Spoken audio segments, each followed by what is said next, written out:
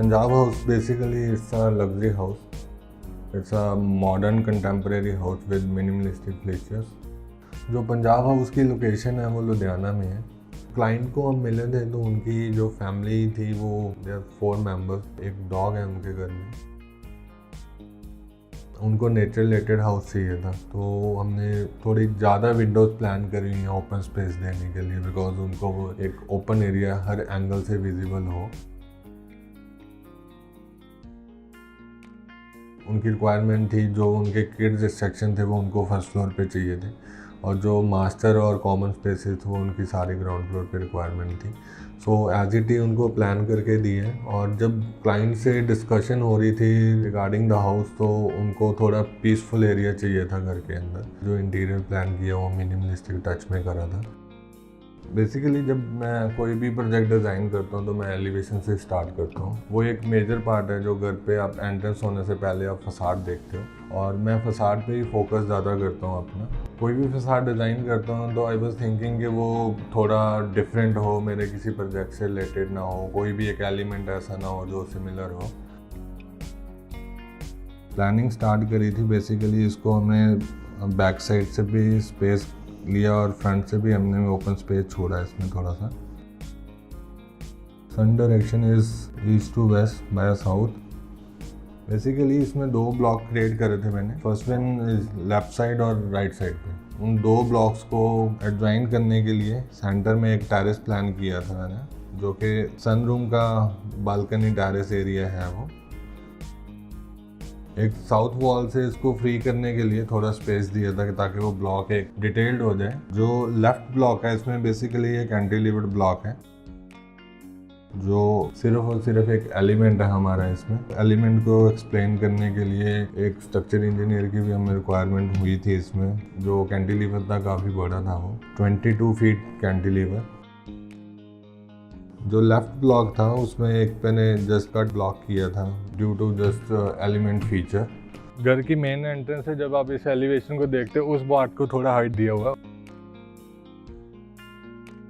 और एक ये वाला मैंने कैंटिलीवर प्लान की है एक एलिमेंट इस घर का ऐड करने के लिए। और इसके लेफ्ट साइड पे एक स्क्रीनिंग यूज़ करी है जो कि मेटल फसाड है। वो स्क्रीनिंग की जब शेडो ड्यू टू हीट ये नीचे आती है सनलाइट की वजह से, यहाँ पे शेडो क्रिएट होती है, जो एक एस्थेटिकली काफ़ी अच्छा एलिमेंट है उसमें। ये एंट्रेंस पे एक प्लांटर क्रिएट कर रहा था जो कि मेरे पैसेज को डिस्क्राइब कर रहा है। ये घर का मेन एंट्रेंस फॉयर है जिसको मैंने फैब्रिकेट करके इसकी प्रोजेक्शन क्रिएट करी है। इसमें जो मटेरियल है वो ऐशवुड और नेचुरल आउटडोर वुड्स प्ले करी हुई हैं। तो आप एंटर कर रहे हो तो एंटर करके ही आपको यहाँ पे जो डेक एरिया दिख रहा है वो थोड़ा माइनस में है, और उसके ऊपर ही एक मैंने ऐसे स्कल्पचर प्लान किया था। तो ये एंट्रेंस फॉयर के सामने बिल्कुल ही एक कटआउट एरिया था। मैंने वुडन डेक के साथ प्ले किया है इसमें, और एक साइड पे एल्यूमिनियम लोवर्स प्ले करे हैं और एक ग्लास फसाड करा हुआ है इसमें। और बिल्कुल इसके ऊपर एक ये एरिया है जिसको मैंने नेचुरल कटआउट फील दिया हुआ है विद एक फैब्रिक, लेटअप फैब्रिक है ये। उसके साथ में हमने वुडन प्लान करेंगे। इसकी शेडो बिल्कुल नीचे आती है जो एस्थेटिकली काफ़ी एक इफेक्ट क्रिएट करती है इस चीज़ का। जब आप मेन एंट्रेंस से एंटर करते हो, आप अगर राइट साइड देखते हो तो आपको ओपन एक कटआउट एरिया दिखेगा, और उसमें एक लार्ज ट्री प्लान किया हुआ है। देन एक आपके राइट साइड पे हमने ड्राइंग रूम प्लान किया था, अराउंड 9 to 11% सीटिंग्स। इसमें जो मैं अभी एक ब्लॉक क्रिएट कर रहा हूँ ये मास्टर रूम ब्लॉक है, और जो मास्टर रूम की बेड बैक वॉल थी उसमें नेचुरल स्टोन प्ले किया हुआ है विद वीनियर्स। और उसी स्टोन्स के बैक साइड पे अगर आप देखोगे तो हमने वार्डरोब्स एरिया यूज़ किया हुआ है, और वो स्टोन्स को थोड़ा प्लस करके इन साइड हमने स्पेस निकाली है एक चीज़ के लिए। और एक गेस्ट रूम प्लान किया हुआ है जो कि टॉयलेट कम ओपन ड्रेसिंग है उसमें।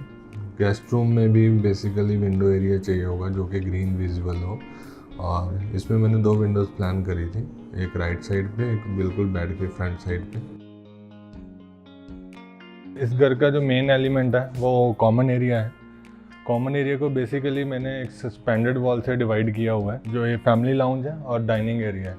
डाइनिंग एरिया और फैमिली लाउंज की कनेक्टिविटी जो है वो सारी नेचर से रिलेटेड है। मैंने विंडो के थ्रू किया हुआ है, ये सारा ग्लास फसाड दिया हुआ है। जो ये सस्पेंडेड वॉल है, इस पे मैंने 2 मटेरियल यूज़ करे हैं। एक मटेरियल टाइल है एंड सेकंड वन मेटल। जो मेटल है ये ब्रश फिनिश्ड है, जिसकी डिटेल आउट करने के लिए मैंने इसको कॉर्नर पे यूज़ किया है। तो बेसिकली जब भी डाइनिंग एरिया में सामने इनकी जो रिक्वायरमेंट है कि जब डाइनिंग एरिया यूज़ हो हमारा, तो हमें एक वाटर फीचर चाहिए, उनकी नॉइस और बिकॉज नेचर से रिलेटेड थी वो चीज़ें। ये सारा जो एरिया है इसका विंडो फसाड को होल्ड करने के लिए कि ये मेटल पाइप यूज़ करी है मैंने। देन आप किचन में एंटर करते हो, तो किचन में एंटर करते ही पहले आपको बार एरिया विजिबल हो रहा है। देन आप मेन किचन में एंटर कर रहे हो। जो इसका एक और मेन एलिमेंट है वो स्टेयरकेस है। बेसिकली स्टेयरकेस हमने डॉग लेग प्लान करी थी और वो फोल्डिंग स्टेयरकेस है विद कंक्रीट। उसके ऊपर जो क्लैडिंग करी हुई है वो सारा वुडन मटेरियल है, दैट इज मिकासा। जब आप स्टेयर से ऊपर आ रहे हो, लेफ्ट साइड पे इमीडिएट आपको सनरूम मिल रहा है। जब आप सनरूम में एंटर कर रहे हो तो आपको एक मैंने इसमें सिटिंग एरिया रिक्वायर्ड था, तो वो एज इट इज प्लान किया हुआ है।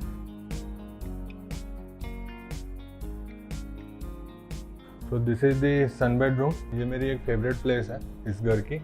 जब इस रूम में आप एंटर करते हो तो एंटर करते ही आपको एक सामने एक लार्ज विंडो दिख रही है। क्लाइंट की जो रिक्वायरमेंट थी वो उनको एक नेचुरल लाइट इस घर के अंदर चाहिए थी। वेस्ट फेसिंग की वजह से इस बेड को भी हमने विंडो फेसिंग ही रखा हुआ है। इसको कर्टन एंटर करते हैं तो एक नेचुरल ग्रीन एरिया आपको दिख रहा है। ये हमने ग्रीन एरिया इसमें विजिबल रखा हुआ है सारा। इस घर में ये सबसे बड़ा बेडरूम है आई थिंक। सन बेडरूम का जो ड्रेसिंग एरिया है, उसका जो वार्डरोब एरिया है वो सारा ग्लास है। वॉशरूम में मेन पॉइंट है उसका जो वैनिटी एरिया वो सारा हमने सीलिंग हैंग करा हुआ है।